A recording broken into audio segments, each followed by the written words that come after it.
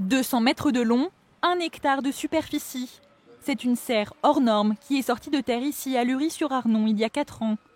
À l'époque, Jean-Sylvain Guillemin, pépiniériste, veut s'agrandir. L'investissement à réaliser est conséquent, plusieurs millions d'euros. Alors il choisit de recouvrir le toit de son bâtiment de panneaux photovoltaïques. Ça me permet, si vous voulez, d'avoir une rentabilité donc électrique, parce que je revends bien sûr au réseau, et donc d'amortir plus facilement, bien sûr, mon projet serre. J'ai à peu près de 13 ans d'amortissement sur cette serre. Voilà. Ça aurait été en traditionnel, j'aurais passé à 25 ans. Aujourd'hui, sa serre et le hangar agricole voisin produisent 1 mégawatt par an. Ils lui rapportent plusieurs milliers d'euros. De quoi séduire les exploitants venus sur place pour le salon régional du photovoltaïque agricole. Thierry Lesage, lui, vient de sauter le pas. Son nouveau bâtiment va lui être livré dans les prochains mois. J'avais des bâtiments en location sur une autre exploitation. Et là, je deviendrai propriétaire. Les bâtiments m'appartiendront, quoi. Ça pourrait être aussi un bien lorsque je céderai mon exploitation.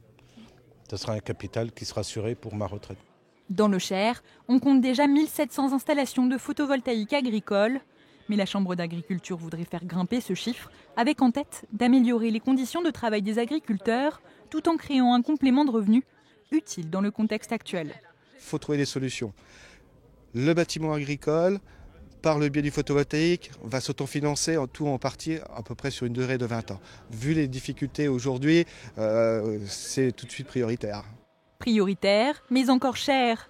Aujourd'hui, beaucoup d'exploitants se regroupent pour emprunter et investir ensemble. Des dizaines de projets sont d'ailleurs en cours dans le département.